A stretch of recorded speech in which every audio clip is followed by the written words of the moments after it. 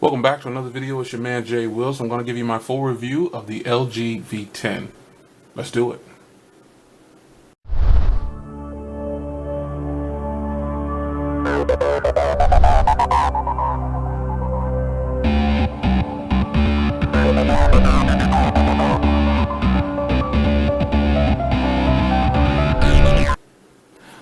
Alright, so we are back, and let's start with, if you remember my old videos, guys, how I used to do reviews, I had like a checklist that I would go over, but lately I've been kind of freehanding it and just going with it, just flowing through the videos.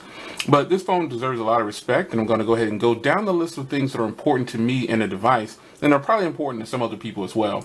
So in old fashion, like I used to do a long time ago, I'll start with the specs.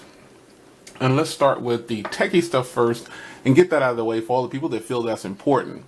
So checking out the device here, it has a 5-inch display and 5.7-inch display, and it is Quad HD, which is 1440 by 2560. That is a lot of resolution, and on the pixel count, it gives this phone 515 pixels per inch. It's got a 16 megapixel camera on the back. It's packing 4 gigs of RAM and a 3,000 milliamp hour battery, which is removable. It does have an SD card. Battery's removable. The camera on the back does have laser focus, optical image stabilization, a manual mode.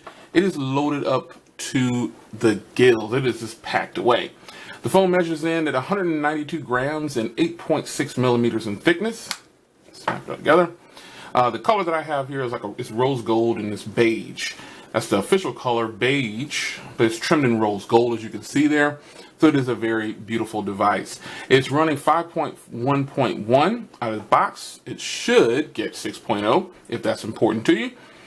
This is an unlocked international version. This is a Korean version, to be exact. So it doesn't pick up LTE in the US, but again, this is just a demo unit, a review unit, so I can give you a review. It is equipped with a a fingerprint sensor on the back where you can unlock the phone, and it works flawlessly.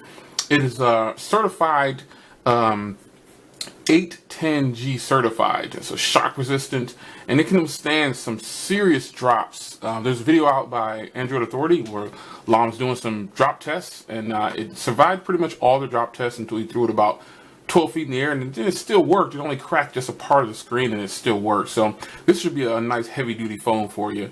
It has Gorilla Glass 4, and the key thing about this phone is it has a second display.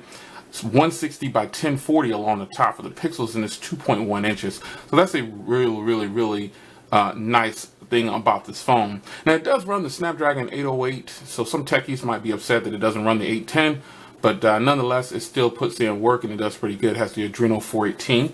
It can take up to a 2 terabyte card, but those aren't available in micro SDs yet. But the good part about it, with that 4 gigs of RAM comes 64 gigs of onboard storage, and then most of us have either a 64 or a 128 gig card laying around.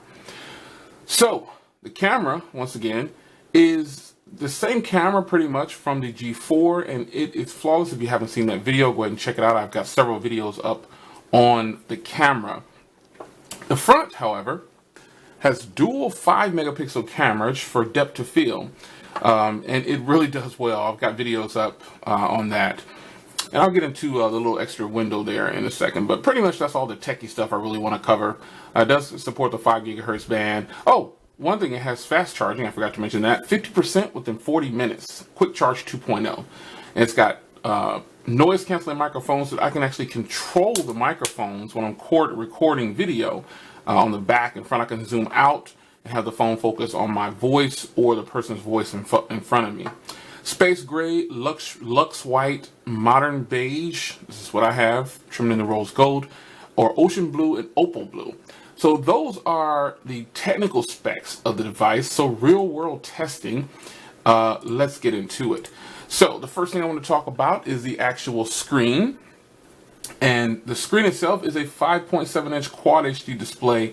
This portion, you got an extra little window up here, which kind of makes it like a 5.9-inch screen, but they just cut it off and put the cameras in this portion along with the little screen. I guess they didn't want to leave it by itself. Nonetheless, that 5.7-inch display is beautiful when watching videos, gaming, anything you could think of. The 5.7-inch display portion is just great. Its colors look great. They're reproduced right. In my opinion, it looks pretty good. I would like a brighter display out in direct sunlight, but that's just me.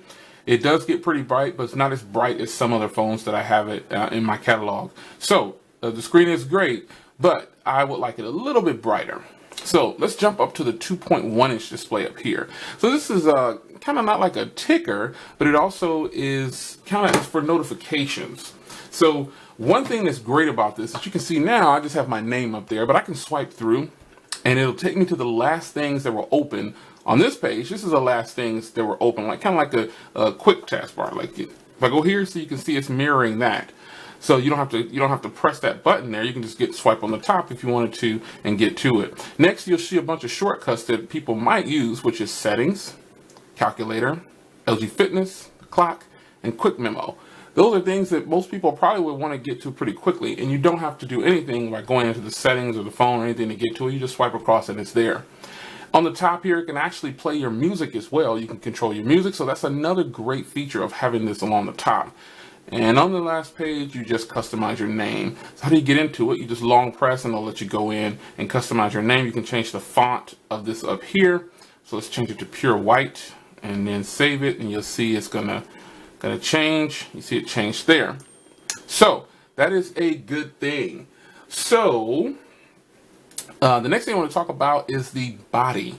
The body of this device is really nice. It has like this ruggedized, because of the drop protection, it's definitely something that you probably won't want to put a case on here. If you do, you're kind of just doing it for extra protection. But the body of this thing is built for ruggedness. It is really, really solid. And it holds up well too. As you can see, I still don't have any cases for it because I couldn't find any. I was going to try to do a review on some cases, but I couldn't find any. But nonetheless, I wouldn't want to cover up this beautiful rose gold on here and this beautiful body. I think it's beautiful. So sound test on the device. Let's get into a YouTube here. And let's see here. Let's get into YouTube and I'll play my trailer. And we'll show you how that sounds. I'll just go down like I always do and just play a trailer and call it a day.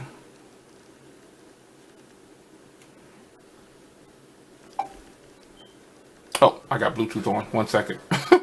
I was about to say, man, that sounds kind of low. Let's turn off Bluetooth real quick. Oh, I don't have Bluetooth. Oh, what's up with the sound? Here we go. There we go.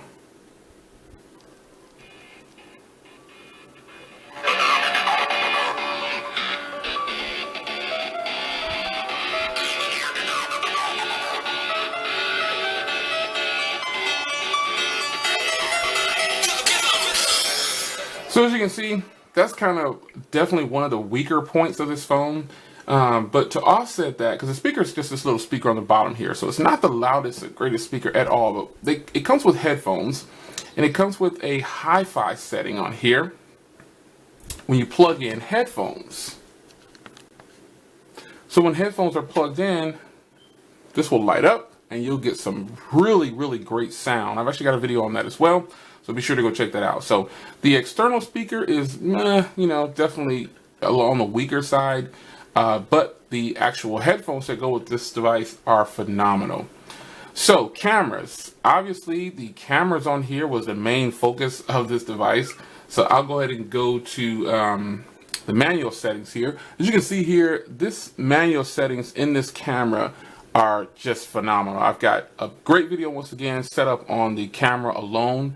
So be sure to check that out where I put it up against the iPhone 6s Plus, and then I've got a single camera here. And I have links in the description to all of this. But needless to say, the camera on here shoots in 4K, and it is great. So I have links in the description to really go in detail about the camera.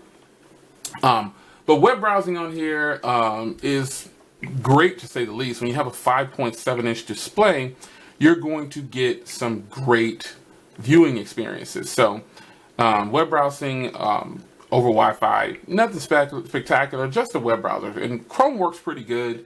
It's not the best browser out there, but it works fine on here. So the processor in here is the 808 Snapdragon. So some people were kind of upset about that, but they wanted an 810. But nonetheless, the Snapdragon 808 is actually really solid, and it does its own. So I'm pretty happy about that. No complaints about the processor. I've got some benchmarks here, and I'll show you some pictures from where I did the benchmarks, and then that will answer benchmark questions for people. So here's Antutu at 43,454.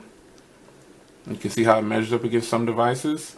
Here is the Geekbench 3, and here is Quadrant at 25,000. So, you know, the processing power behind here is not the greatest, but it's still good.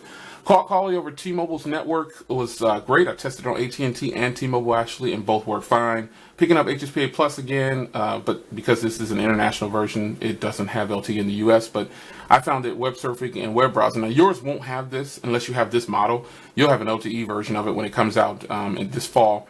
But nonetheless, I find that surfing over HSPA Plus was fine to me. I didn't have any problems with it.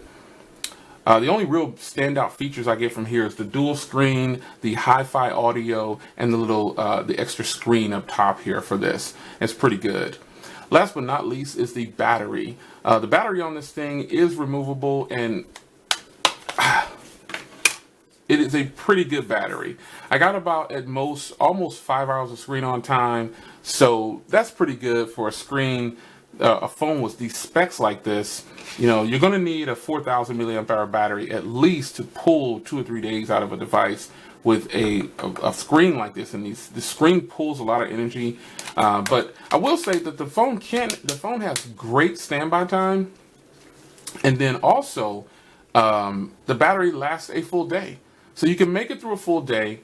You just don't expect to get 2 and 3 days like some other smartphones. So there you have it. It's your man Jay Will. I covered pretty much the things that I wanted to cover in this full review. I was pretty excited to get my hands on this unit. Thanks LG for sending it out. That is my full review of the LG V10, and I've put it on AT&T and T-Mobile. Again, your version will be unlocked whenever you're able to buy it, and you'll have LTE in the US. But these demo units, they don't come with LTE. At least this one didn't. My G4 did. But that's my full review. Again, shout out to LG for sending this out to me. I really appreciate it. I try to cover lots of videos when I get demo units. I do several videos, not just one big review.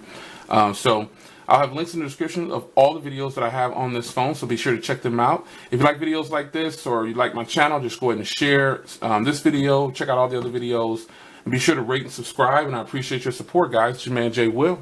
Take care.